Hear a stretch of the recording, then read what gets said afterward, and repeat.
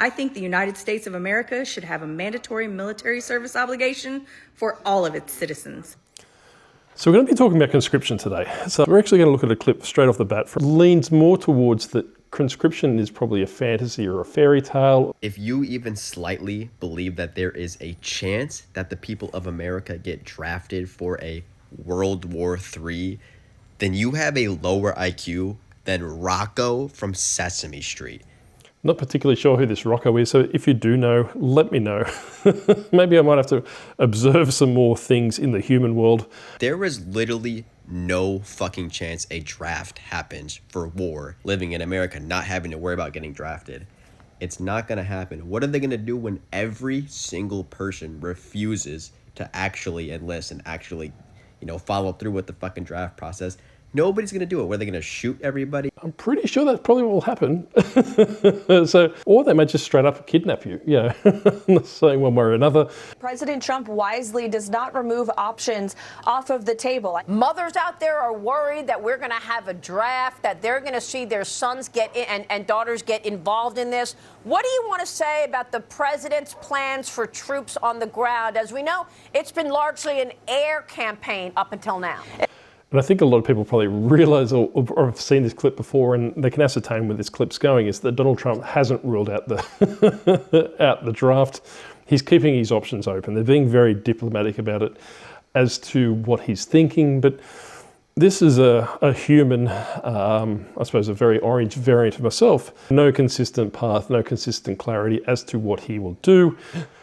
If I was currently in the United States, it would be a solid concern that conscription may be happening. But like I said, it's only an observation, so I'm not too sure as to what's going to happen. It has been, and it will continue to be, and President Trump wisely does not remove options off of the table. I know a lot of politicians like to do that quickly, but the president, as commander-in-chief, wants to continue to... So the track record of this gentleman, so the president of the United States, even if he did take it off the table, there's a lot of evidence to say that he's probably not being entirely truthful. The success of this military operation, it's not part of the current plan right now, but the president, again, wisely keeps his options on the table. But as commander-in-chief, there's no greater priority or responsibility to this president than, of course, protecting the American people and protecting our troops. I'm kind of... one of my observations in respect to that comment that she just said then, there is a lot of clips going around with the President of the United States at the moment being compared to Lord Farquaad in the sense that some of you may die, but that's a sacrifice I'm willing to take. I'm just going to jump to another clip now. This is the back of the clip that we watched a little bit earlier in the video, the one that said that basically that there should be a mandatory service period for every citizen of the United States.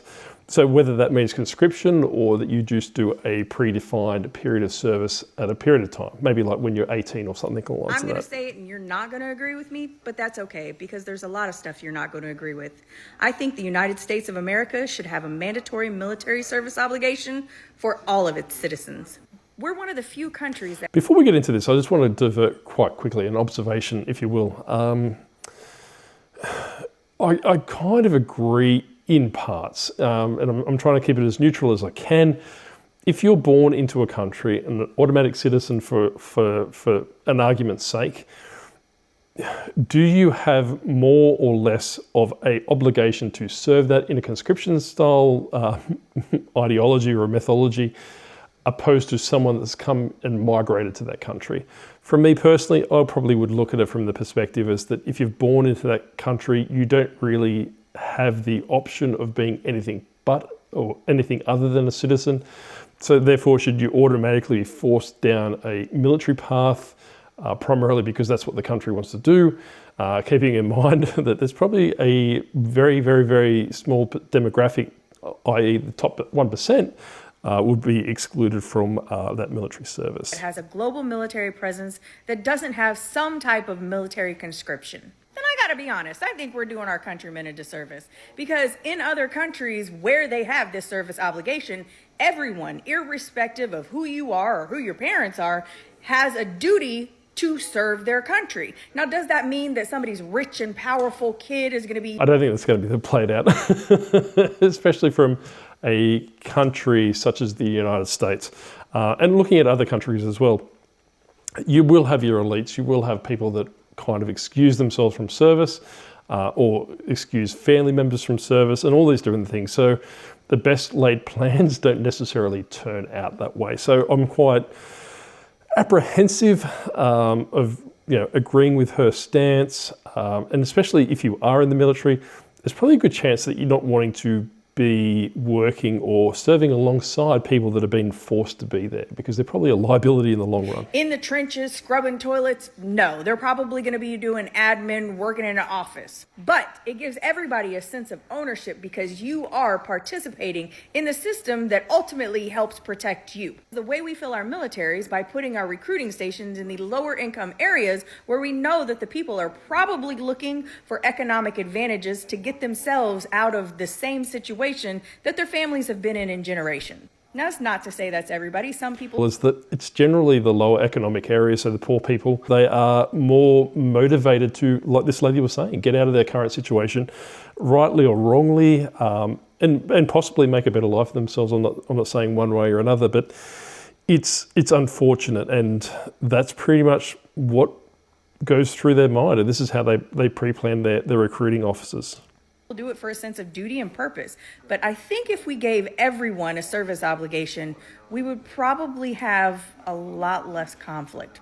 Just my thoughts. So I did check this lady's profile, and she has served herself. She was being medically discharged. So she is speaking from a place of experience. But going back to that conscription model, if she had a son, an 18-year-old son or an 18-year-old daughter, would her mind change about... especially if there's news coming through constantly that people are being sacrificed or people are being killed en masse, and the conscription model is implied or brought in to constantly backfeed that human meat grinder per se. She might have a little bit of a different opinion on that. But hey, each to their own. We're going to pop across to another person now. Military draft? Are you fucking kidding me? You think that Gen Z and millennials, younger millennials, are going to go get drafted to fight in the Iran war? You've got to be outside of your fucking minds. Two of the most unserious generations, two of the generations that have gotten fucked over the most with policies of the last 20 fucking years. We can't afford shit. I think this generation... So this goes back to that social contract that I was speaking a little bit about earlier, in the sense that why would you go serve for your country unless you're absolutely forced at gunpoint? You can't afford healthcare. Healthcare has been ripped away from a majority of the American citizens from what I've been seeing. A lot of people can't afford rent. They can't afford houses. And for what?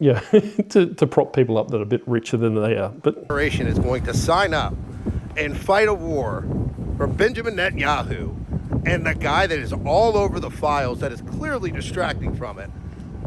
You've got to be outside your mind. If you thought fragging was bad in Vietnam, just fucking wait. So now we're going to down under and having a listen to how the Australians would look at a conscription model. What do you think about bringing back conscription? I don't think it's a good thing. It forces people to have to go fight.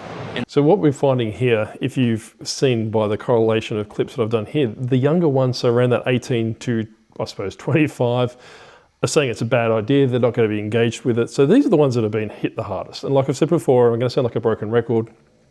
These are the ones that are primarily being screwed out of their future. So they've got no healthcare, they've got no access to housing, they've got, their jobs are being swallowed by AI and all these different things. And what motivation would they have to go to war? In the war, and that shouldn't be something that is chosen for you. Do you think we should bring back conscription? So I have watched this clip before. This one, it's very eye-opening for this gentleman. So basically, I'll give it away first. So he's asked if he would, what he thinks of conscription. He says it's a good idea. However, he's too old. Yes. Why? I think it gives good moral character and fibre to people to have some structure in their lives. Would you do it? I would have back in the day. I think I'm a bit old now, so... So he's willing to throw other people under the bus, not himself. This is probably a mentality that's probably shared by a lot of the rich and powerful, in the sense of, I would love to do it, but my bone spurs are playing up, or I'd love to do it, or I'm 6.9. There's a lot of exclusionary factors that I would love to do it, but I can't. So this gentleman sounds the same. Yeah. But Be happy for my son to do it. How would you like So he's too old to do it. He doesn't want to do it, but he's happy for his son to do it. That's what makes me disgruntled. to be a soldier one day? Maybe. So this kid's not even old enough. I would say he's probably 4 or 5. Doesn't really understand the question or the context of the question. So yeah, when you ask a kid that young, he's probably just going to go yes or no without obviously understanding what the context of what it is. So let's really boil it down. Conscription comes into play when they need to enact a meat grinder mentality. Be happy to do it for your country? Yeah. What if they sent you off to fight? Fair enough, if it's for your country, yeah. Do you think we should bring back conscription? No. No? Why? Very emphatic. Why? Well, we've lived in several countries. In South Africa where they had it and it was very harmful. If I'm needed, I will It's good go. to see that some of the older generation are looking towards conscription and have learnt their lessons from past, especially from first-hand accounts such as South Africa. It does screw up the population. A lot of people come back with mental health issues. They come back with a lot of physical issues. They come back probably in a body bag, some of them. And most likely, like I was saying before, if conscription comes in, body bags are abound. But if I had the choice, I wouldn't. But yeah, if the country needs me, I will do it. I will serve. So what's the good cause, though? Most of these wars are fought over, oil, they've fought over land, they've fought over religion, they've fought over a multitude of reasons that probably don't even come onto the radar of these people being asked in the street. So an observation would be is that possibly, maybe if they do bring in conscription, maybe send, maybe the rich and famous or the people who are in power that actually are making this decision, send their kids first.